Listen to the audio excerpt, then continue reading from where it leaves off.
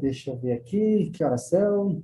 Daqui a pouco nós vamos... Então, vamos falar agora um pouquinho do Project Finance, que vocês já estudaram, e eu vi, né? Eu vi nas outras disciplinas, no programa de vocês, né? Muito rico, né? Parabéns, nossa, é um privilégio participar de um curso de imersão tão completa, né? Com tanto conteúdo, né? E os Project Finance aqui de finanças sustentáveis, geralmente são direcionados para energia, né? Que a grande escala é o ponto principal, né?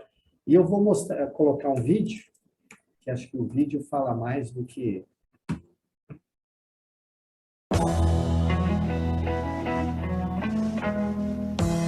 Don't let me down.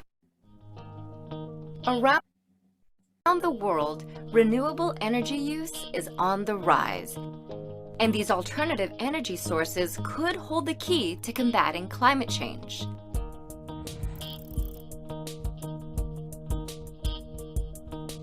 What is renewable energy?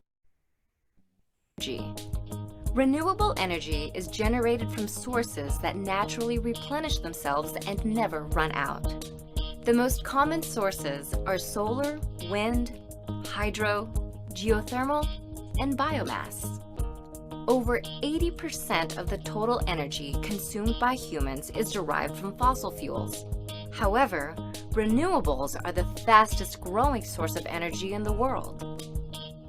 Renewable energy has many benefits. First, it can combat climate change because it creates no direct greenhouse gas emissions. The only emissions that they produce are indirect, meaning those that result from manufacturing parts, installation, operation, and maintenance. But even those are minimal. Second, renewable energy can decrease pollution and therefore reduce threats to our health. Wind, solar, and hydroelectric systems create no air pollution emissions, and geothermal and biomass energy systems emissions are much lower than non-renewable energy sources. Third, renewable energy is a reliable source of power. Because renewable energy sources are, well, renewable, they will never run out. Once built, renewable facilities cost very little to operate, and the fuel is often free. As a result, renewable energy prices tend to be stable over time.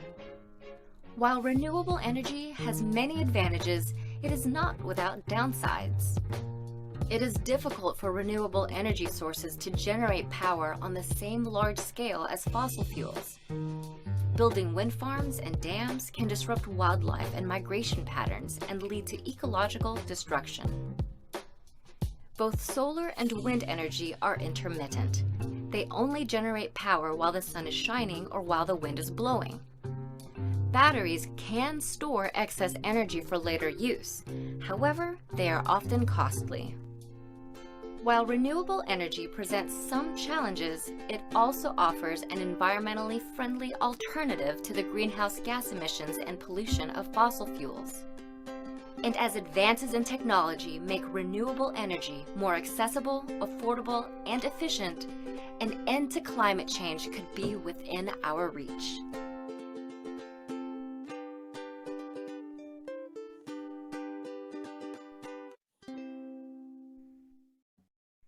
Ok, então, deixei a musiquinha aqui.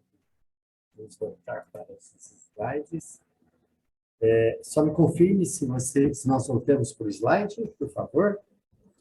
Sim, professor. Obrigado, obrigado. Então, no vídeo vocês já anteciparam, né? Quais são as principais fontes de energias renováveis, né? Energia hidrelétrica, o Brasil tem mais de 70% de forma hídrica, né? Marés, ondas e oceânica, né? Do movimento das marés. A energia geotérmica, do calor da Terra, né? A eólica, tem até um projeto aí, né? O vento, a energia solar, radiação, né? E a biomassa, combustível da biomassa, sabe? Então, esses são os principais. Eu li um por um, porque eu preparei uma questão no quiz, então tem lá umas perguntinhas, só para vocês reverem depois. Tá? Então, o que é o Project Finance de tudo isso, né? No caso, voltado para a energia? Ele é um método, né, de financiamento. É tipo de um Blended Finance também, só que é um projeto, né? Você pode usar de Blended Finance. Então, é um método no qual o financiador visa principalmente as receitas geradas por um único projeto. Então, isso aqui é o que foi citado largamente, do que tem lá fora, aqui no Brasil tem também, né? Então, quem vai garantir esse financiamento são as receitas do próprio projeto. Tanto como fonte de reembolso, quanto garantia. Então, a garantia do empréstimo está baseada nas receitas. Então, o metrô, então, a receita dos ingressos, né, ajudam a pagar o próprio financiamento e entra como garantia também. Então, você vê que todo o mercado financeiro, a grande questão é o risco, né? E qual é a principal vantagem do Project Finance? É que ele provê o financiamento, aqui ele fala fora do balanço, né, extracontabilmente. Isso aqui, a gente traduzindo todo o material, né? Mas não é bem isso, né? Fora do balanço.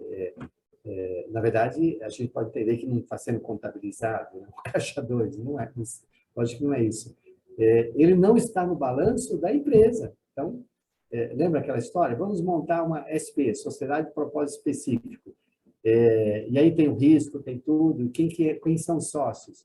Pode ou não ser o governo, pode ser uma construtora, pode ser uma administradora, pode ser um banco, pode ser emitir títulos, pode ser investidores, né? Então, isso não aparece, por exemplo, no balanço do governo, não aparece no balanço de um investidor majoritário. Então, ele está numa contabilidade própria, o que não afetará o crédito dos acionistas e da autoridade contratante governamental. Então, você vê que no mundo empresarial, a questão de risco é complicada, né?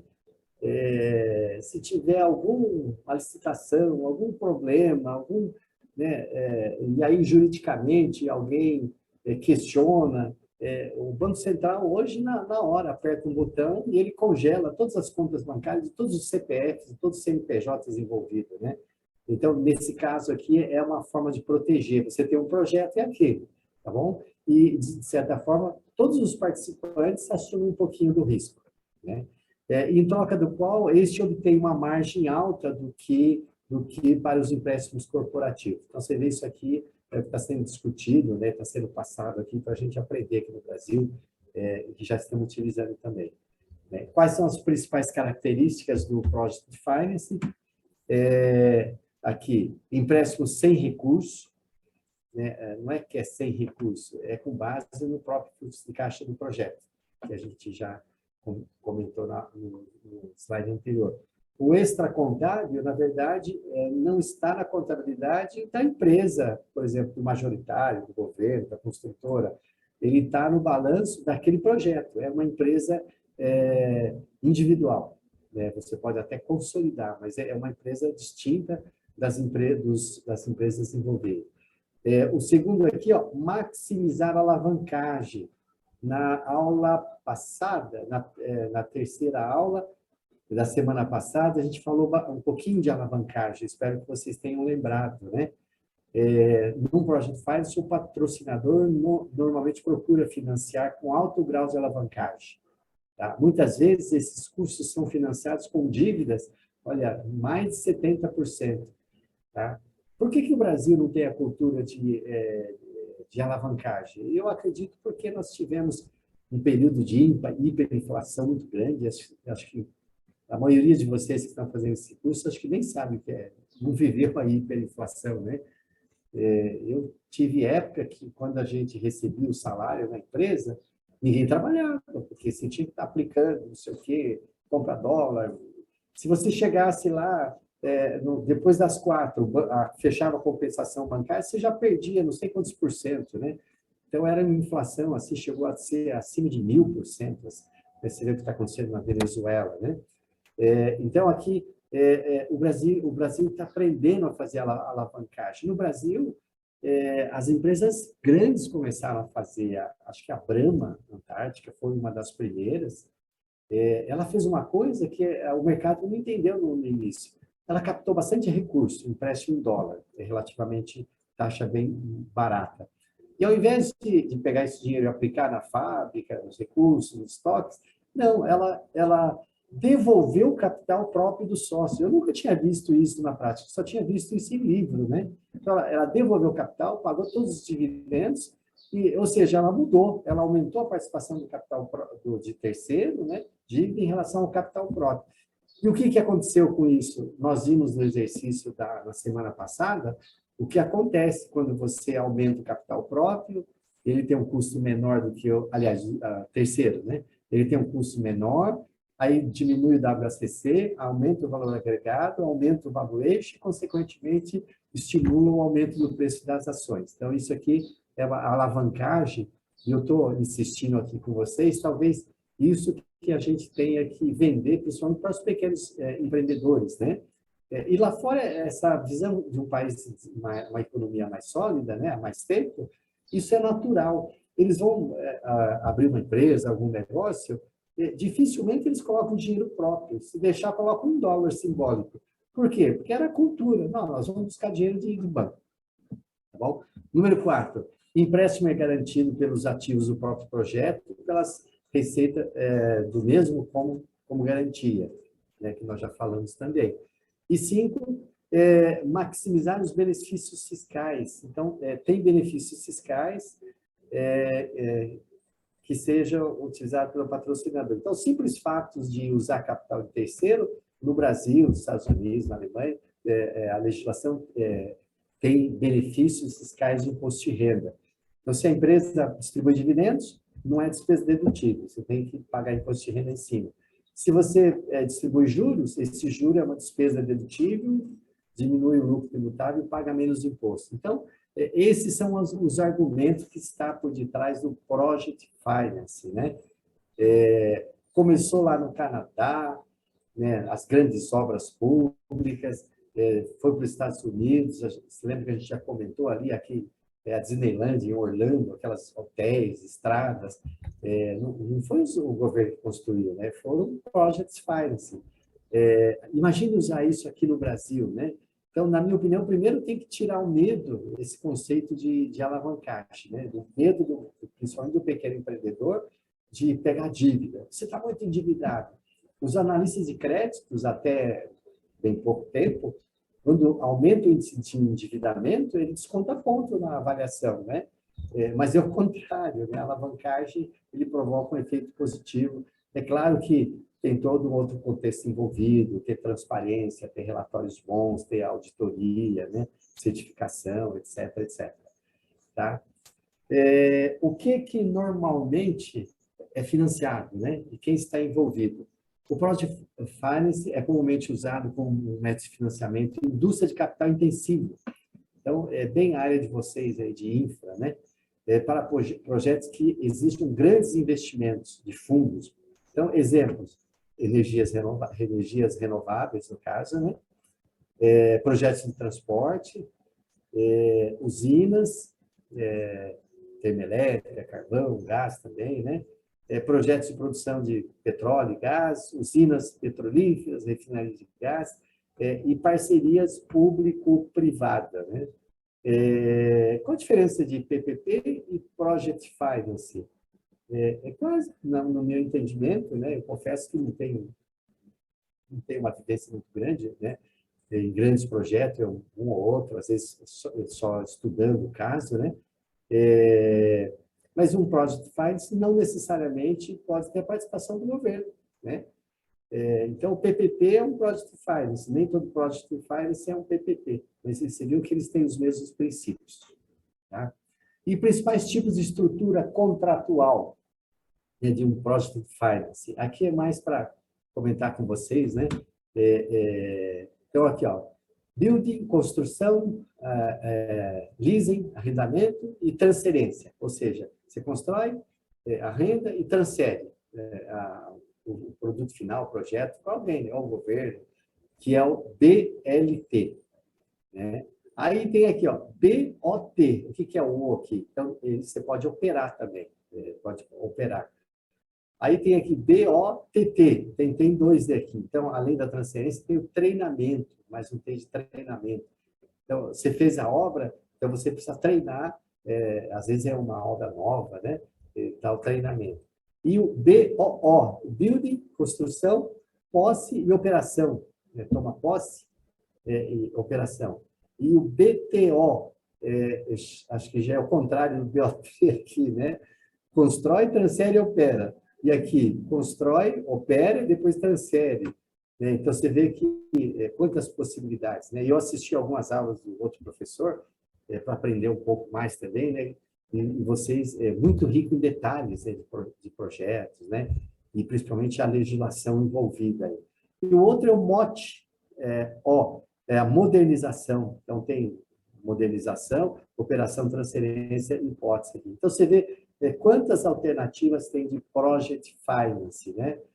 Muitos dos quais nem estão em execução aqui no Brasil, mas aqui, acho que a nossa função aqui, vocês estão diretamente envolvidos com políticas públicas e obras, né? Mas a nossa função também como formadores de opinião, né? E replicar esses conhecimentos aí ao maior número de pessoas interessadas possíveis, tá? E no caso das energias renováveis, daqui a pouco já está chegando o intervalo, né? No Brasil, os aspectos ambientais estão aumentando em importância, então você vê que isso é crescente, né? E requer atenção especial de todos os project finance. Então, aqui a questão tecnológica, né? São tecnologias inovadoras, não tem barreira para importação, utilização no país, desconsiderando aspectos financeiros. Hidráulica e biomassa são as principais tecnologias onde há grande experiência e inovação. Né? Eólica e solar fotovoltaica são as tecnologias secundárias aplicadas, mas estão em rápido crescimento. Eu não sei se comentei na semana passada, a gente estava na Toyota, na fundação, e aí um engenheiro falou, olha, agora eu descobri para que serve a eólica, que ninguém dava bola. É um sistema secundário. Então, tem um sistema principal, mas, por exemplo, solar. À noite não tem energia, então usa solar para complementar. E aí substitui o carvão, o petróleo, né? A cadeia de fornecimento de energia eólica é muito mais desenvolvida no país. Você vê que está aumentando, né, a cada ano. A energia solar fotovoltaica exige investimento para o melhor desenvolvimento. Né? E aspectos financeiros, o prazo de um Project Finance no Brasil, normalmente chega a 20 anos, então olha como é grande, né? No caso aí do nosso projeto de 69 anos, né? Então, vai ser inovador nesse sentido. O mercado de capitais brasileiro normalmente não alcança um prazo superior a 15, e aqui são pessoas da área falando, né? E os principais financiadores são os bancos públicos, né? No caso aqui, o BNDES, o BNB, né? Quem sabe não invente aquele FGI do BNDES para pequenos empreendedores, né? Monte um FGI para grandes projetos, né? E o Brasil, eu acredito que vai se tornar um centro de investimento nesse aspecto, né? Com garantias de integridade dos recursos naturais aqui. Bom, alternativas de financiamento, aqui não vamos discutir em detalhes, né? Mas aqui os tipos, né? Olha, curto prazo, longo prazo, bancos comerciais, os bancos públicos, multilaterais, né? A moeda, olha aqui as taxas, CDI, então são taxas normais, né? O prazo de 2, ele falou até 20, né? 20 anos. No caso da Itaipu, não vai dar para discutir hoje, mas está disponível o estudo de caso, né? Tudo que podia dar errado, deu, né? E financiou, acabou o dinheiro, não sei o que e tal, ainda tem dívida para pagar, mas foi um caso bem sucedido. Amortização, qual que é bullet, a CEPRAS, se vocês já aprenderam, revira um pouquinho, né? Então, aqui tem assim, detalhes que podem ajudar, se vocês quiserem mais detalhes. Ou consultando, agora que já sabem mais ou menos o conceito, consultar diretamente no site das instituições. Então, pessoal, a nossa programação era exatamente entrar aqui no recreio, tá? Então, vamos para nosso intervalo de 20 minutos e retornamos 16h20. Então, deu certo. Eu corri um pouco, mas deu certo aqui. Tá bom? Professor, eu Oi. não, é o seguinte, é que eu tive muita Não, dúvida para montar, eu tive muita dúvida para montar o trabalho, certo. e seria possível, Então só... o senhor dar uma olhada, assim, eu compartilhar Claro, para, claro, possível, claro. porque Então, tem assim, muita... só para a gente falar, assim, então, estamos no horário de intervalo, claro que quem quiser, né? E aqueles que quiserem conversar comigo ou com outros, fiquem à vontade. Pois não, Ana? Como é que eu faço para compartilhar aqui? Eu consigo compartilhar o arquivo? Deixa eu Consegue? ver. Nós vamos ter meia hora de reunião em grupo e depois eu vou entrar em todos. Lá a gente pode conversar mais também. Mas se você quiser compartilhar, você traz o mouse aqui para baixo do computador, aparece um verdinho, né? Share, ou o meu está em português, compartilhar tela. Ah, tá, achei, porque não estava aparecendo para mim antes. Às vezes ele Deixa some, eu... né? às vezes ele some aqui, mas Qual ele que é não o, está aqui. qual que é o Só um seu minuto. tema? O hidrogênio, o hidrogênio verde. Nossa, que legal. Pois é, eu tive muita dificuldade justamente por isso, porque não é minha área. O pessoal do grupo definiu, achei Tá. interessante, porque a gente sempre procura conhecer outras coisas, né? Mas eu tive também muita dificuldade por isso, e quando você vai procurar material, você não acha muita coisa. Né? Então, deixa eu só tentar abrir aqui, porque eu não tinha aberto o arquivo. Só um minutinho, professor, vou abrir aqui. É uma Tá planilha, na bom, verdade. vamos, sem problema. Eu vou tomar uma aguinha aqui, tá servido? Obrigada. Uhum. Professor, uma pergunta bem rápida, você não precisa se estender. Sobre esse Pois não. modelo do Project Finance ali, aquela construtora lá da China, ela estava figurada nesse modelo? Que deu problema recente, que deu um abalo no mercado? Eu não sei dizer, Não. não Então, sei não dizer, precisa se mas estender, é só por provavelmente sim. curiosidade. Só por curiosidade, Tá, eu vou assim. até procurar também. Eu vou pesquisar também se é esse formato. Fiquei curiosa para ver. Tá bom, Ô, eu também. Janaína, lá elas são meio estatal, toda empresa tem um pouco do Estado, não tem? E o Mas Project aqui... Finance nem sempre não tem o Ah, Estado, né? Não precisa ter. Não sei se é PPP, mas desculpa, Não, é o tudo que eu bem. imagino da China, mas eu não sei o caso específico.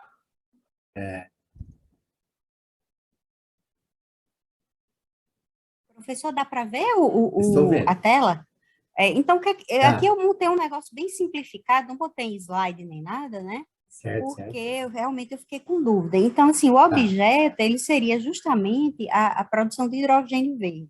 De tá. início, o pessoal tinha conversado sobre implantar esse projeto em Itaipu, né? Mas aí, eu pensando assim, eu até questionei, eu digo, gente, não tem muito sentido sem implementar e usar a energia hídrica, porque assim, a gente está em déficit hidráulico. Você vai implementar um negócio desse numa usina que é basicamente hidráulica, então por que não aproveita como os projetos estão sendo feitos no Ceará, que é basicamente eólico e solar, né? E aí, o que eu coloquei aqui, que seria o objetivo, seria implementar justamente essa usina de hidrogênio verde para futuramente desativar termoelétricas, porque eu acho que me fixou muito aquela figura que o senhor apresentou do balanço contábil, né? E coincide justamente, os estados que estão piores, coincide justamente onde tem termoelétrica, Muito né? Então, interessante. aí eu dei uma pesquisada e observei isso. Aí fiz um levantamento aqui também dos locais, esse aqui do item 2 são os principais locais que têm as principais termoelétricas do país, né? Justamente para Certo. orientar, porque eu imaginei o seguinte, orientar uma primeira fase de implantação para depois a continuidade, porque como é um projeto muito caro, e o tema da gente seria Brasil, então você teria que pensar em implementar plantas para aproveitamento em todo o país, onde precisar. Aí eu fiz esse levantamento aqui só para ter uma ideia dos estados, que seriam os iniciais, né? Aí aqui tem alguma Perfeito. coisa, aqui tem justamente as plantas que estão em discussão agora no Ceará, né? Essa daqui da EDP Energia é que está previsto o funcionamento para agora, dezembro de 2022.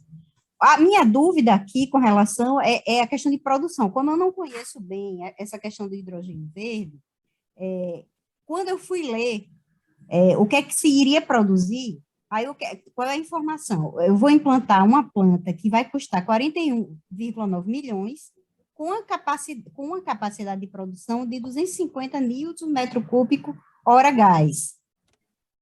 Aí tem uma capacidade máxima de produção também, que eu vou até incorporar aqui, de 3 megawatts. Sim, mas isso significa... Qual é a conversão que eu faço? Isso eu não consegui achar, em termos de realmente energia produzida. Porque eu tenho capacidade de Boa produção e eu pergunta. tenho produção de... Eu não sei.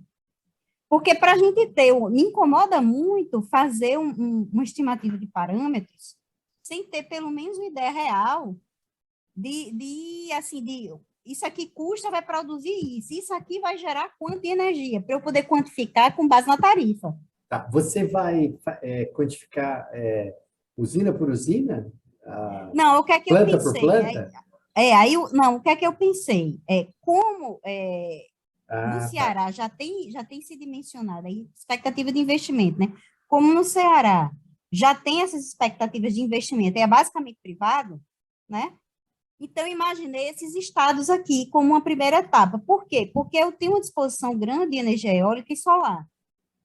Então, para alguns estados, eu considerei, por exemplo, a planta mais robusta, que vai custar 2 bilhões. Por quê? Porque são estados maiores que têm uma maior infraestrutura de dutos, etc., do que, por exemplo, o Rio Grande do Norte, do que a Paraíba. Eu falo isso porque eu sou paraibana, né? Então, a gente sabe como é que é o negócio por aqui. E eu também já andei muito pelo Maranhão. Eu sei que a infraestrutura lá, ela é muito precária. Então, o que é que eu tinha imaginado a princípio? Estados como a Bahia e Pernambuco, que têm uma maior infraestrutura, você poderia começar implantando plantas a nível de 2 bilhões, que foi a segunda expectativa de investimento no Ceará. E esses outros estados, como tem uma estrutura mais eficiente, você começaria com plantas menores, que seria similares àquela da EDP, para fazer um teste e até dar tempo de você implantar a infraestrutura. Então, eu quantifiquei o investimento com base no que estava disponível para o Ceará. É um ajuste grosseiro, eu sei, porque não tem nem a descrição exata de como é em detalhes a planta. E isso me incomoda bastante, Perfeito. mas Não, enfim. Eu acho que está essa visão mesmo, porque eu acho que o objetivo da disciplina não é entrar em detalhes do projeto, processo, né? E de forma macro mesmo. Então, você já Então seria mais dimensionou, mais ou já menos isso mesmo. dimensionei. Aí coloquei Tá. aqui as formas de investimento, que foi basicamente o que a gente tinha visto na planilhazinha, né? Que eu acho que não vai fugir Certo. muito daqui, prevendo Tá. financiamento do BNDES. Por quê? Porque como esses estados aqui esse estado não tem muita capacidade de aportar recurso, né? Certo, Então, e certo. como a ideia seria realmente a redução do CO2 a nível nacional, então quem tem que investir é o governo federal. Tá certo. O que você chamou de capital privado aí? Capital privado, que eu pensei num esquema tipo PPP, onde Perfeito.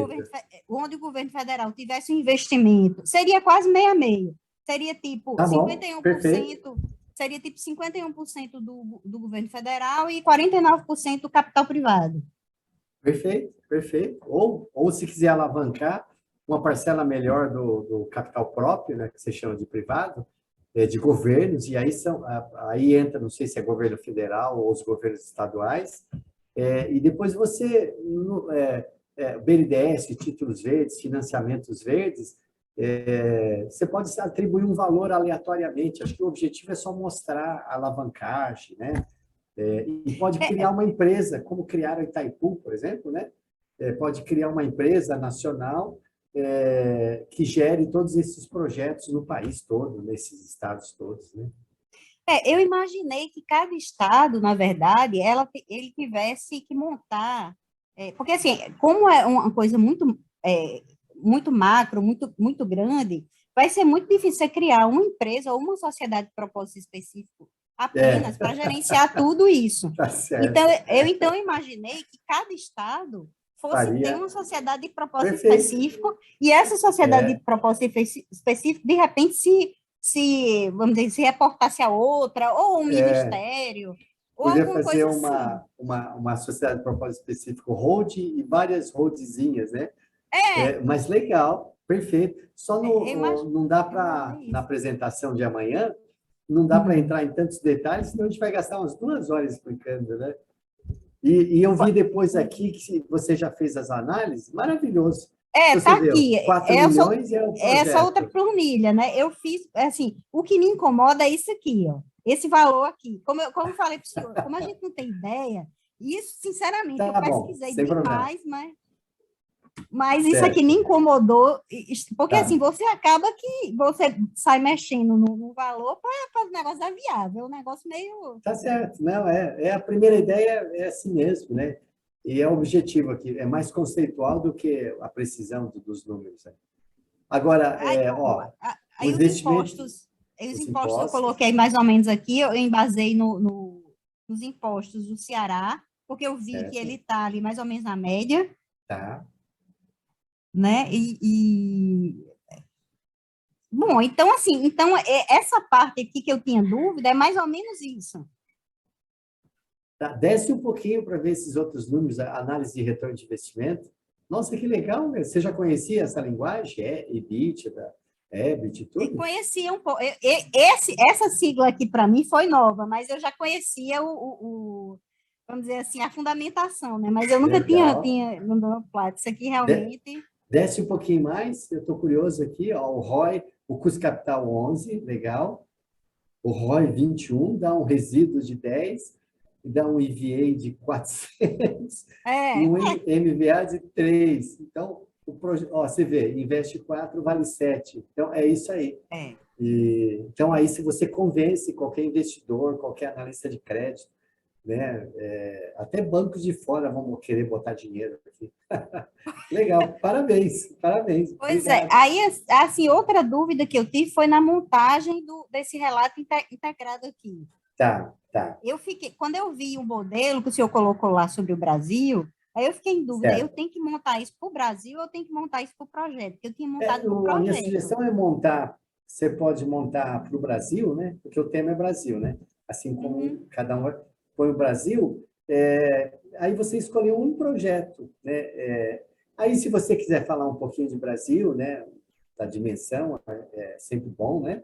E Uhum. aí depois você detalha os desafios e oportunidades do projeto. Ah, tá. Né? Então, Tá você vê, por certo. exemplo, eu fico curioso aqui, quanto que é a Itaipu produz energia, quanto que é a necessidade do Brasil inteiro, acho que o Itaipu chega a uns 20% da necessidade do país, né? Quanto que esse projeto vai gerar, quanto que vai facilitar, olha, e como a gente vai gravar, depois, se vocês permitirem, a gente divulga esse videozinho de 10 minutos para outras turmas, né? Vai ser muito didático, aí nós vamos aprender muito. Ah, mas então tá certo. Então, assim, tá mais ou menos no caminho, porque realmente eu fiquei com muita dúvida, principalmente nisso aqui também. Mas então Tá? agora eu já, já sei Perfeito, que como é que nada, monta. você está na frente. Por enquanto, está superando minhas expectativas. Tá bom, muito obrigada, professor. Obrigado a você por compartilhar, Karina. Vai tomar um cafezinho lá que nós temos mais 10 minutos. Tá bom, até mais. Até mais. Olá, pessoal. Então, vamos voltando. Eu reabasteci minha canequinha de água aqui. Então, vamos para a segunda parte, né, da aula. E podemos dar sequência? Legal, obrigado, Janaína. Então, Professor. vamos lá, eu vou compartilhar novamente aqui, é muito material, né? E a gente procura, assim, não distorcer muito, né, o que nos foi passado, né, um material tão rico. Então, nós já fizemos aqui o intervalo, e vamos continuar falando um pouquinho sobre energia elétrica, né? E a energia elétrica é a principal fonte de energia, né, para os sistemas futuros. Já dizia o Ford, né, em 1900, né, e o Thomas Alva Edison, né? E a distribuição do consumo final total de energia por fonte de energia previsto, né, no cenário de 1,5. Então, o 1,5 é o bastante otimista, né? E aqui, ó, formou-se um consenso de que a transição energética baseada em fontes renováveis é a única maneira, né, para a gente ser bem-sucedido, né? Então, é energia, e naquele relatório que foi apresentado... Professor, estão aparecendo várias telas, vários slides ao mesmo tempo. Então eu vou, obrigado, eu vou compartilhar de novo. E agora? Agora sim, professor. Agora o quê, professor? Certinho. Então, aqui, a energia é o ponto mais forte, né, em ganho de escala, para tomar alguma atitude para a descarbonização da nossa economia, né? E esse cenário aqui foi feito... Depois vocês consultem aqui esse site da IRENA, quem tiver interesse, tem muita informação lá, nossa, muito rico. E a única maneira de dar certo é a gente fazer essa transição energética, né? E olha os valores aqui, são absurdos, né? Total de energia consumida, 378 EJ, eu nem sei o que é EJ, equivalente em joule, alguma coisa, né? 25% de energia... É joule equivalente, professor. Joule equivalente, obrigado, né? Então, o fonto energético aí é o nosso objetivo, né? E tem esse outro conceito que eu tive que estudar aqui, aprender o que era LCOE, né? E traduzido é custo nivelado de energia. Vai ter, acho que até eu fiz uma pergunta no quiz, né? Resumindo, ele é um indicador de custo unitário. Basicamente assim, você pega todos os custos do projeto, eu imagino que todos, né? Não só investimento físico, capital de giro, sei lá, vamos gastar aqui 4 bilhões num projeto. E aí você divide pela oferta de energia estimada para o projeto todo, não só por ano, né? Para a vida útil toda do projeto. Aí se divide, o investimento divide pela energia gerada, tem esse custo nivelado de energia. Então, essa nomenclatura tem sido utilizada internacionalmente para avaliar. Então, olha a biomassa aqui, ó, à esquerda. Esse LCOE, ó, permaneceu constante, né, ó, em 10 anos aqui, né, até 2020. Energia geotérmica, ó, aumentou, né? Hídrica, no nosso caso, aumentou aqui também. Né? A solar é impressionante, né? Ó, de 38 centavos, 381, caiu para 5 centavos, 5, 6 centavos. A primeira vez que eu cotei para instalar placa fotovoltaica em casa, deu R$36 mil. A última foi 11. Aí depois da pandemia, acho que sobe um pouquinho, porque os materiais aumentaram. Energia solar concentrada, eu não sei a diferença do normal para o concentrada, mas ó, de 34 centavos cai para 10, né? Eólica, offshore, então é no mar, né? Ou aqui na costa, né? Você viu, ó, cai também, ó, de 16 centavos para 8, e de 8 para 3 centavos. Então, você vê que o mundo financeiro, né? Os mercados ditando o futuro, né? A mesma coisa quando o Coronel Drake conseguiu furar o poço de petróleo, produziu barris de petróleo a centavos de dólar, né? Hoje eu não sei quanto está o petróleo, mas já chegou a estar mais de $100, né? E eles já falavam na época, quando o petróleo chegar perto de $100, o mundo deixa de usar o petróleo, né? Então você vê como esses indicadores... Então é interessante isso, acho que em toda a literatura que a gente avalia, sempre tem um indicador, né? E o financiamento da transição energética? É esse número aqui em amarelo, pessoal. Nossa, Então, até meados do século, estima-se, né, instituição, né, IRENA, 131 trilhões. Quanto que está o PIB mundial hoje? Sei lá, uns 50? Então, olha só, 131 trilhões de dólares. Então, quem vai pagar? Não são as empresas sozinhas, porque o PIB não teria recurso sobrando, muito menos o governo, porque o governo são uma parte do PIB, as arrecadações, né? Então, só tem uma solução, é blended finance, é project finance, parceria público-privada, né? Então, aqui, ó, 131 trilhões, é um número, e sempre no cenário de 1,5, que é otimista, né? Então, eles estão super avaliando aqui os investimentos. Então, isso aqui na mão de investidores, eles já começam a olhar e já começam a ditar os novos hábitos e costumes aí, tá? Cotas e metas de energia renovável dos países do G20, e aí o Brasil entra no G20, né? Então, você vê aqui, ó, Brasil, olha a cota aqui, nós já temos a matriz energética mais privilegiada entre todos os países, né? E a projetada, então você vê aqui o Brasil aqui na frente, o Canadá, perto de 20%, né? A Arábia Saudita lá embaixo, né? Eles usam mais energia não renovável, né? Qual é a proporção de energia renovável no Brasil? Então, olhando no gráfico aqui, estava 45%, né? E aqui destacado no relatório da EP, então você vê que Brasil, 46% de energia renovável e 50% e 4% de não renovável. E o Brasil tem possibilidade de aumentar mais ainda, né? Então, qual é a importância estratégica de um país quando ele tem essa flexibilidade? O mundo já não tem essa flexibilidade, né? Além de ter pouca, atualmente, energia renovável, tem maior dificuldade para desmontar, né? Para desmantelar, lembra que a gente comentou ontem, o que já existe. Os países ricos, né, da OCDE têm menos ainda, né? Então, o Brasil, nesse aspecto, ele está numa condição privilegiada, tá?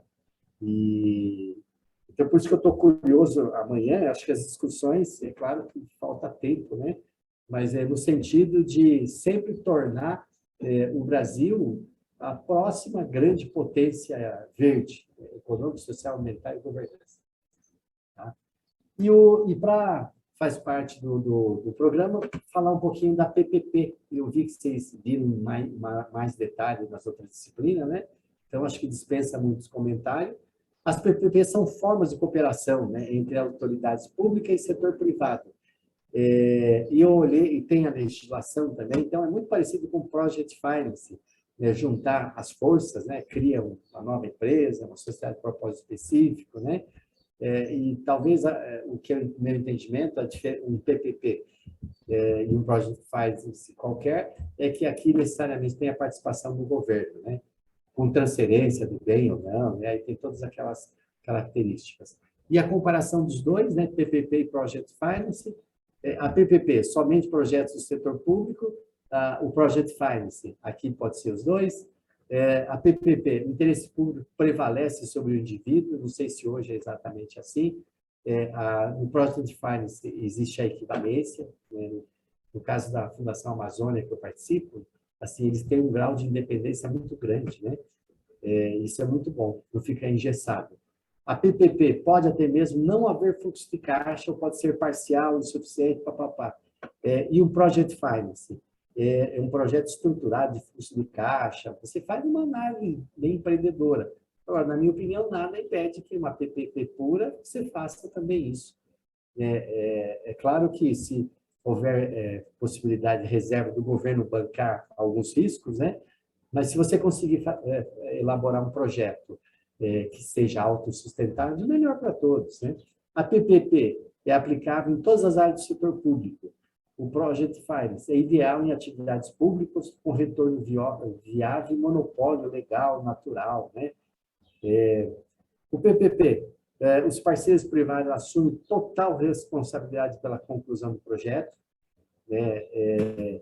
E o projeto faz se o interesse público pode ser neutro, né? Então, aqui existe maior liberdade. Em ambos, não há transferência de ativos para o setor privado, mas uma busca por melhor gestão de ativos públicos através de parceiros privados com otimização dos desembolsos orçamentários. E a modelagem, identificação, alocação, mitigação tornam-se ambos elementos fundamentais. Tá? E eu lembrei aqui de um restaurante lá na FEA USP, é o melhor restaurante que tem, né? Pelo menos funcionava antes da pandemia. Cabe 5.000 pessoas. A gente tinha um problema sério quando fazia um evento na USP e não tinha local para almoçar, né? Não ia levar o pessoal de outros países para o bandejão. Aí uma dona de lanchonete entrou numa licitação, construiu um prédio, imagine, cabe 5.000 pessoas, bancou com recurso próprio, né? E ela doou para a universidade, com direito, exigindo 10 anos de garantia de exclusividade. Ela já está na segunda, renovou o contrato, né? Mas olha só, resolveu um problema que a gente tinha, né? Ela teve o ganho dela, etc, etc. Então, olha essas possibilidades, né? Então, quando o pessoal fala isso, eu fico pensando, hoje está numa busca de achar um novo PIB, né? Incluir outras dimensões. Talvez não precise, mas em vez de olhar só PIB, vamos olhar o volume de financiamento. Tá? E o Brasil, quando tirar esse medo de alavancagem, de aumento de endividamento, olha como mais uma fonte de recurso. As leis das PPP acho que é dispensável, né? Aqui, ó, acima de 10 milhões, até 35 anos, né? Vocês estudaram bastante na outra disciplina. CAPEX, OPEX também, eu vi o professor discutindo para vocês em detalhe lá, né? Então, não só os investimentos fixos, né? Mas também OPEX, despesas também, você pode pôr no projeto. E para efeito de um projeto, não importa se é fixo ou capital de giro, ele custa a taxa de retorno do mesmo jeito, né? Não importa qual. Então, é uma visão bem empreendedora de um projeto.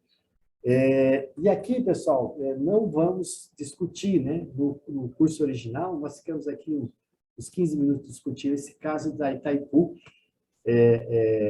Eu coloquei aqui os dados, aqui os links, né? Para quem tiver maior interesse, né? Mas isso que é um caso, inclusive, foi publicado no exterior, né? Riquíssimo. O professor pesquisador que preparou esse caso, ele falou, tudo que podia dar errado, deu. Tudo que podia incluir, incluiu, né? Então, a potência instalada, 14 megawatts, né? A da China lá é maior, né? Acho que 18. Só que lá não é 100% natural como a nossa. Lá usa bastante carvão, né? E tem outras, né? No Brasil tem outras aí, né? Geração, área de reservatório, né? Eu morei em Guaíra até os 10 anos de idade, e meu pai saiu de lá porque o Rio Paraná encheu, as Sete Quedas acabou, né? Eu descobri que as Sete Quedas era a maior cachoeira em volume de água do mundo. Passei minha infância brincando lá, todo final de semana, não fazia ideia. Comissionamento, Itaipu fornece 10,8% da energia consumida do Brasil e 88% no Paraguai, Rio Paraná, Itaipu binacional. Você vê que o Brasil praticamente bancou o investimento, né, para o Paraguai. Obrigações da empresa, do projeto, projetar, eu nem sei o que é isso, operar, né? Será que é projetar? Valor de mercado, 17 bi de dólares. Quanto vale na Bolsa hoje, né? Vale muito mais. CAPEX inicial 12, início das operações de 82, início da geração de eletricidade de 84 e o período de contratos, aos 50 anos, né? E vai até 2023, onde termina aí algumas as dúvidas, né? Então, esse aqui é um caso rico, talvez numa outra oportunidade, ou no caso de pesquisa bibliográfica, então tem esse material para vocês. Professor, uma curiosidade aqui, que o Paraguai, por ter excedente de energia, ele tem potencial de produção de hidrogênio, que gasta energia para fazer hidrogênio, né? Nossa, então, legal. ele tem energia barata para fazer, porque ele tem excedente. Tá certo, legal. Muito obrigado. Então, pessoal, vamos agora para a reunião em grupo. eu pediria para o Rodrigo aí, né, ele que é bastante eficiente, você não ficar meia hora na reunião de hoje, né? A gente correu aqui para dar tempo, e nessa meia hora, vocês vão refletir aqui quais são as preocupações que vocês abordarão nos trabalhos em grupo relacionada com as mudanças climáticas no Brasil. Que tipo de informação seria relevante para as suas decisões? Então, vocês vão argumentar amanhã, vão discutir, né? E é claro que eu acho que a maioria já tem isso mais ou menos pronto, em relação aos ODS também, né? E outras providências para a apresentação de amanhã. Não esqueçam que são 10 minutos, tá bom? Então, Rodrigo, por favor, nos ajude. Enquanto o Rodrigo cria a classe, deixa eu comentar uma coisa aqui. Eu vi que tem alguns alunos nos procuraram, que acho que talvez não tenham assistido a aula presencialmente, mas depois pediu o vídeo, assistiu o vídeo, respondeu os quizzes, né? Mandou alguns e-mails para nós. Então, nós vamos considerar a frequência de quem assistiu o vídeo, né? Não assistiu presencial, mas assistiu o vídeo, né? E, obviamente, tem que... a nota maior é da apresentação do trabalho. Então, eu coloquei na aula 6, já está disponível, eu coloquei um tipo de um quiz lá, um formulário, um questionário, vocês já podem responder. Então, é uma pré-avaliação, uma autoavaliação, e lá vocês comentam também se vocês faltaram alguma aula ou não, e vocês afirmem, né, que se assistiu o vídeo ou não. Aí, com base nisso, nós vamos considerar na frequência. Então, manda bala.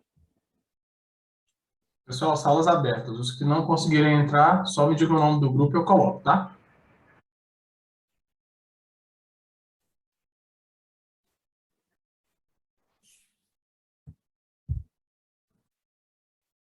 Sério que passou meia hora?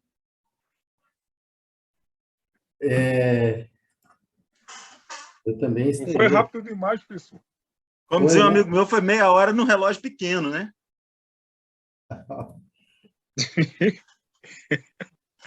É o fuso horário. Eu achei que ainda estava no meio do tempo, de repente o trem arremessou a gente aqui para dentro de novo. Então, pessoal, que bom que deu um tempinho a mais, né? Então, agora, assim, rapidamente, grupo 1, tem algum comentário? Então, nós avançamos na elaboração do relatório integrado, está bem avançado. Falta só finalizar essa questão do financiamento. O senhor ontem nos deu umas orientações, foram muito pertinentes, e a gente já tem uma ideia do que vai fazer. E até só uma dúvida que até queria tirar sobre isso. A gente precisa fazer uma projeção assim de alguns anos da questão do investimento que a gente for propor, como é que é? Não precisa entrar em detalhes de um projeto por período, né? Vê o valor total, aí você justifica que vai ter uma receita, custo, um lucro, uma taxa, um ROI, qual que é o WACC, o custo capital, e aí o ROI tem que ser maior que o WACC, senão você não estaria nesse projeto. Aí, se quiser, calcula o EVA, o valuation, né?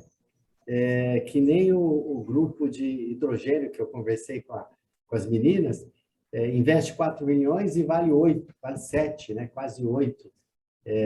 Então, é mais nesse sentido. E depois as discussões, assim, pode ser teóricas, assim, olha, desses 4 milhões de investimento, nós vamos usar aqui metade de capital próprio, menos, e o restante vão emitir títulos, né? Mesmo que não existam no Brasil. É mais para a gente desenvolver um modelo conceitual. É porque nós vamos fazer a nossa proposta sobre da questão da região norte, sobre o saneamento, né? Isso, perfeito. Então, e aí, nesse caso, a gente vai usar mais... a gente estava pensando em pegar uma parte pública e também atrair parceiros privados também. Perfeito, tá bom. Vocês têm tempo até amanhã, né? Meu Deus, não sei como vocês se viram. Não, mas tranquilo. Tá jóia, vocês são práticos aí, né? Tá bom, obrigado. E o grupo 2?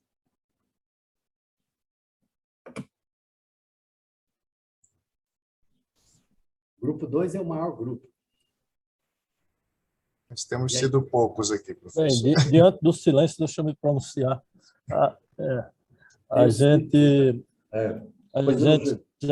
já fez o balanço patrimonial. Agora há pouco a gente discutiu como vai ser os slides de apresentação. E estamos com as ideias aí, não só de implementar energia eólica, mas estimular a indústria de energia eólica na região, né? E eu acho que é mais ou menos isso aí, a gente tem que correr. Tá ótimo, perfeito.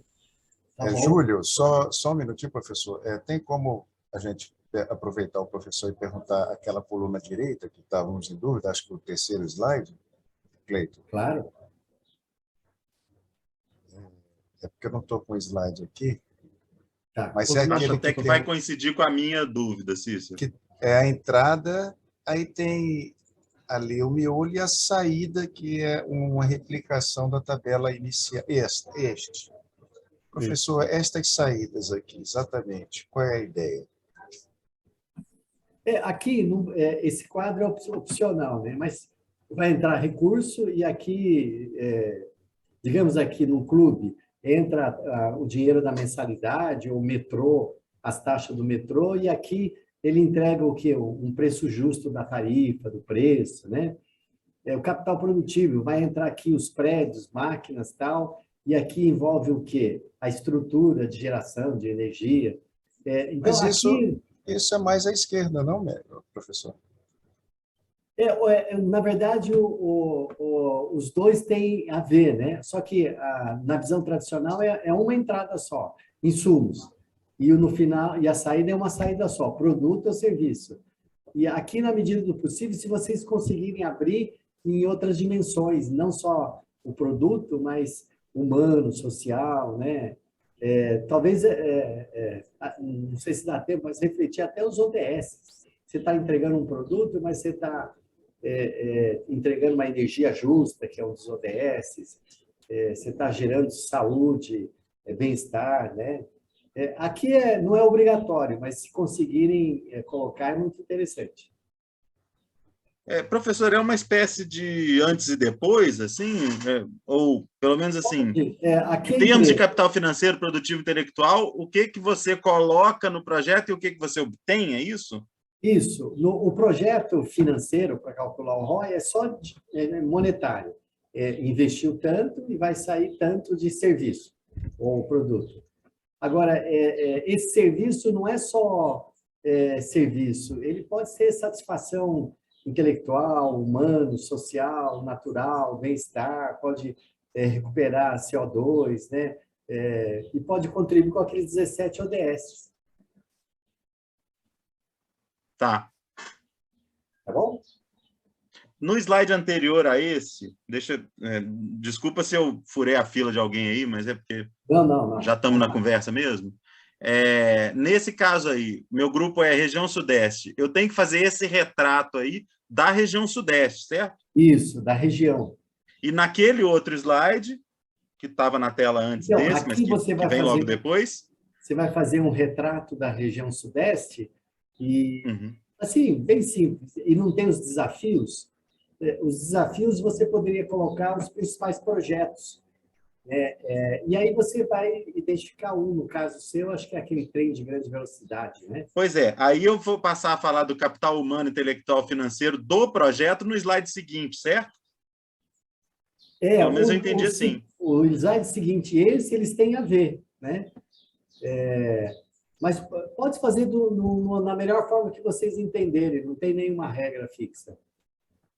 Ah, tá. A gente pode chegar lá na hora e falar, professor, eu entendi assim, explico, justifico e vamos em frente. Pode ser?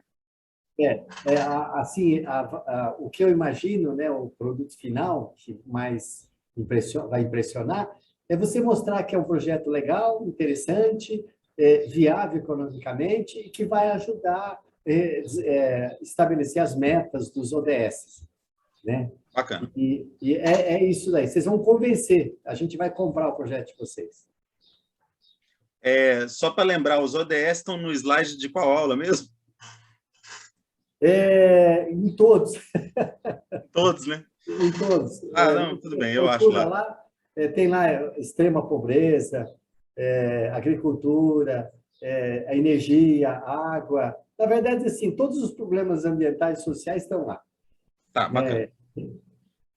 Legal. A gente deu uma olhada no Google, só digitar ODS que aparece. Eu acho que o site do IPEA tem o ODS, o indicador e os exemplos, o que ele é, o que ele faz. Sim, e na bibliografia eu coloquei um capítulo do último livro nosso, tem um capítulo, uma parte lá só sobre ODS também. Bacana. Tá joia. Então, grupo 3. Oi, professor. Vamos lá. Então, nós discutimos agora, nosso projeto é na região centro-oeste, né, e vamos focar no projeto da Ferrogrão. Para mostrar o projeto, a gente resolveu adotar realmente os valores do projeto como um todo, ao longo de toda a sua duração, né? Todo o capital que vai ser aplicado, toda a receita, porque a gente não teria como pegar uma amostra de um balanço anual. Então, a gente está optando por trabalhar com grandes números, né? E realmente deu samba, deu certo. Tá? E a gente vai também tentar associar o projeto com os ODS, mostrando os benefícios que ele pode trazer, tanto sociais quanto ambientais, etc. Não sei se alguém do grupo quer colocar mais alguma coisa. Perfeito. Então, vamos lá para o grupo 4, Sudeste. O Maurício, eu sei o que está carregando lá o trem sozinho. Tem o Rafael também, acho que está contribuindo, né? Somos eu e o Rafael, professor. Eu já adianto, vou ter aí umas dificuldades com a parte financeira. A dúvida que eu tinha, você acabou de tirar, e estou vendo que tem alguma liberdade para a gente interpretar esses slides da descrição do projeto, que, a meu ver, é o slide central aqui, esse que tem as entradas e saídas. E a gente, enfim, a gente tem dados sobre o projeto para propor uma discussão. Se a gente vai conseguir encaixar ele direitinho no formato de relato integrado, a gente conta com a sua contribuição lá na hora para corrigir o que tiver que ser corrigido. Prometo fazer o meu melhor. Perfeito. Eu vou estar de manhã, tranquilo. Se você quiser me mandar antes, alguma coisa, a gente discute junto. Tá, vou avançar nele até a metade da manhã, assim, e posso te mandar alguma coisa assim. Tá bom. Então, agora... Obrigado. O grupo 5? O grupo 5 ganhou a presença do José Alquimim, né? Foi. Olá, professor. Oi? Ganhamos mais um componente no grupo, né? Legal. Professor, só fazer um comentário aqui, gente. Olha, essas mulheres são, do cérebro delas é a energia atômica, professor. O meu é a carvão. Tá? Você viu que elas são as que mais participam, né? Questionam, perguntam. Tá bom, professor. Tem que colocar um ODS lá do gênero, das mulheres, né? Dos homens, né? Tem que proteger a gente, né? Mas legal, brincadeira à parte, parabéns aí, vai ser uma boa dobradinha. Algum comentário a mais? Selma, Janaína? Não. Você tem, Gisele? Você tem, Janaína? Alguma coisa para acrescentar? Acho que não, né? A Janaína saiu, não. Qualquer dúvida, professora, eu posso já passar alguma coisa e o senhor volta com o e-mail, não tem problema. Eu passo aí, a gente, se tiver alguma coisa que a Janaína não está presente, mas aí a gente acrescenta alguma coisa. Fiquei com dúvida em relação ao imposto, sabe, a ser deduzido. Não, aí você chuta sim, se for uma privada, chuta 20%, Os valores não têm importância. Né? Você pode simular uma receita meio fictícia. Tudo tá. Isso é o importante é o conceito. Então, vamos para o último grupo, o grupo 6 do Brasil. Usina de hidrogênio. Que legal. Eu nem sei como funciona isso. É irado esse tema, professor. Estou apaixonada pelo tema. Eu convenci, fiz lobby com as meninas. Uma usina hídrica pode gerar hidrogênio também? A questão é a seguinte, o hidrogênio ele precisa de duas coisas, né? O insumo que vai virar hidrogênio, que é a água. Então, se você tem uma represa para a usina, você já tem uma fonte de água ali, ou um rio, alguma coisa assim, e a energia que vai fazer a eletrólise da água. Então, isso é hidrogênio verde. Então, você precisa dessas duas coisas. Mas agora a gente resolveu fazer um modelo do Ceará, né? E aproveitar outros recursos energéticos. E o consumo de energia compensado pelo que vai gerar muito mais. Agora está compensando. No começo, não. Assim, o hidrogênio é um recurso caro, né? Mas como ele é uma fonte de energia muito eficiente, ou seja, uma quantidade pequena de hidrogênio gera uma energia maior, então acaba que vale a pena. Só que é isso, você tem que ter uma fonte de energia fácil e barata, digamos assim, para poder compensar esse gasto energético para fazer o hidrogênio, né? Para fazer a eletrólise da água. Por isso que você... Não, perdão, Carolina. Não, pode falar. Não, é que eu vi uma reportagem recentemente de uma fábrica de hidrogênio na região de Minas Gerais. Isso, na verdade, hoje você tem muitos pequenas iniciativas, o Ceará agora está fazendo grande, justamente por causa disso, você tem um prognóstico futuro muito bom para essa área, né? Porque é um recurso energético que vai gerar oxigênio, na verdade. Se for o hidrogênio verde, né? Ele vai gerar oxigênio. Digamos assim, o lixo que o hidrogênio gera, no seu uso como energia, é oxigênio. É oxigênio, nossa. Uhum. Então, acaba que, assim, houve um momento na face da Terra que a gente tinha outros recursos energéticos sobrando e problemas diferentes, né? Então, hoje em dia, com os problemas que a gente tem, não existe uma maneira, a gente não vai diminuir a necessidade energética, não vai. A gente pode diminuir consumo mesmo, assim, né? Vou gastar, em vez de ter um carro a cada tanto tempo, eu vou ter um carro muito mais tempo, em vez de consumir tanto, eu vou consumir menos, mas, assim, o gasto energético é uma coisa que tende a aumentar.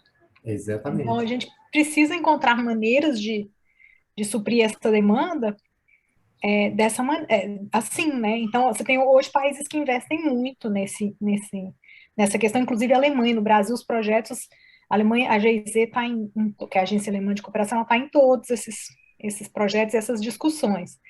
E também porque eles têm interesse no nosso hidrogênio, né?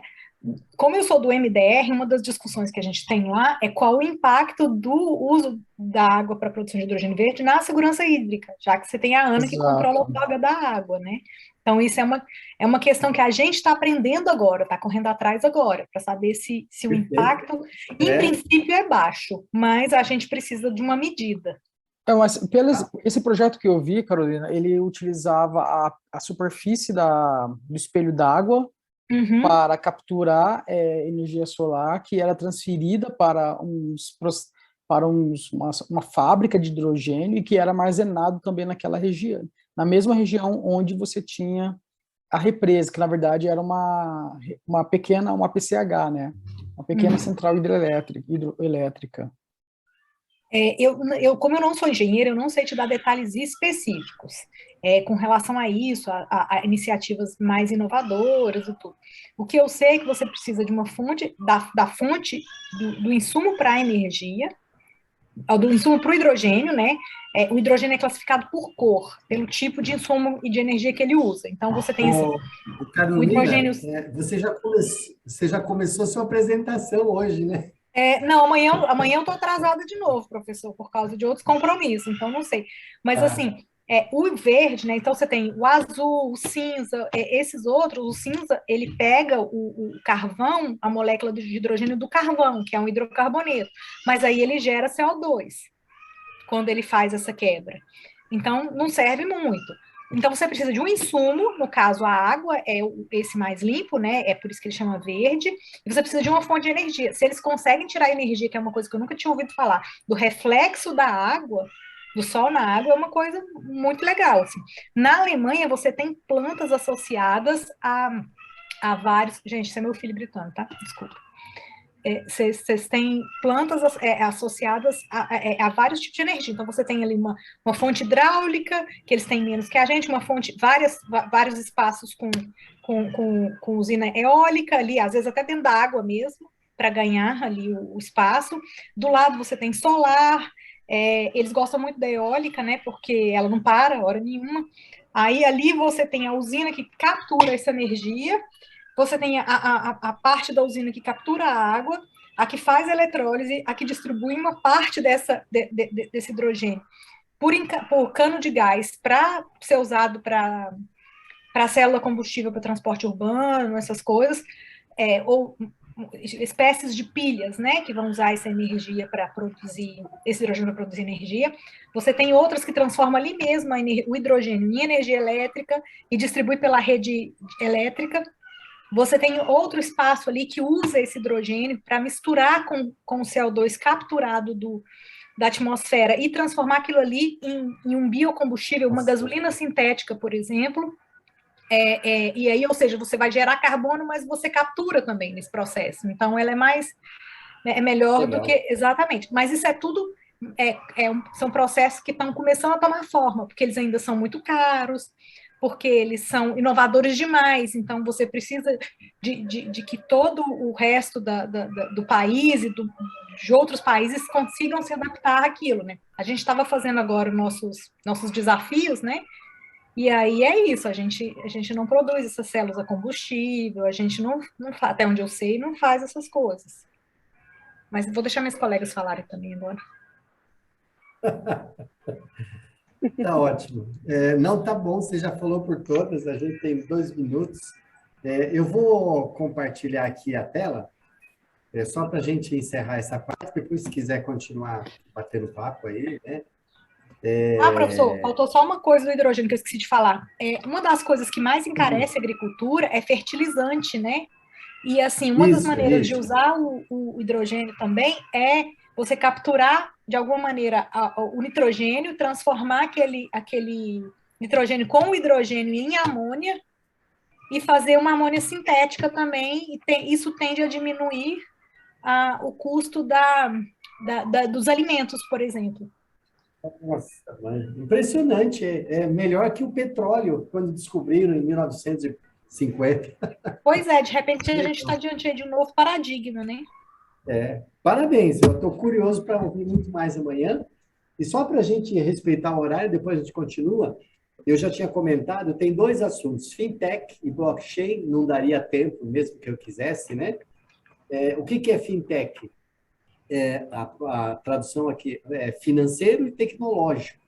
Né? Começou com as instituições financeiras, mas ela vai ser utilizada para controlar, por exemplo, a venda, a compra, etc., os fluxos de todos os projetos de energia, de água, etc., né? Está crescendo no Brasil, né?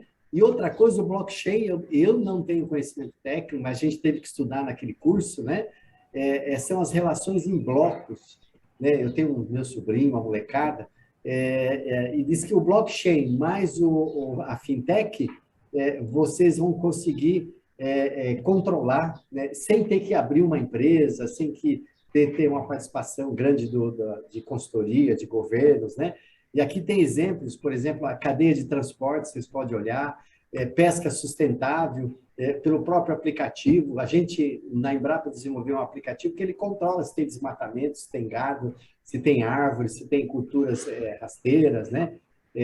Então, começou com a área financeira e vai expandir com a inclusão também, né? Então, esse é um assunto. E resumindo a aula de hoje, a gente viu, inclusive, esse rapidamente aí de blockchain e fintech, que a recomendação que a gente recebeu é assim, vai aprender isso daí. Eu estou correndo atrás e acho que vocês, quem não conheceu, a gente está passando um recado também. Então, a gente dá por encerrado a aula de hoje. Corremos, acho que deu para dar todo o conteúdo e estamos aqui amanhã. E só lembrando, eu coloquei um formulário na aula 6, chama-se autoavaliação. Então, vocês preencham, que como demora para a gente extrair as notas aqui na plataforma, lá já tem uma ideia para, pelo menos, saber se foi aprovado ou não amanhã, até sexta-feira. Então, preencha. Quem não preencheu os quiz pode fazer. Se alguém quiser revisar até amanhã, pode, né? As frequências, né? Então, era isso, tá? Então, dou por encerrado. Muito obrigado mais uma vez. Alguém tem mais algum comentário? Agora, daqui para frente Professor,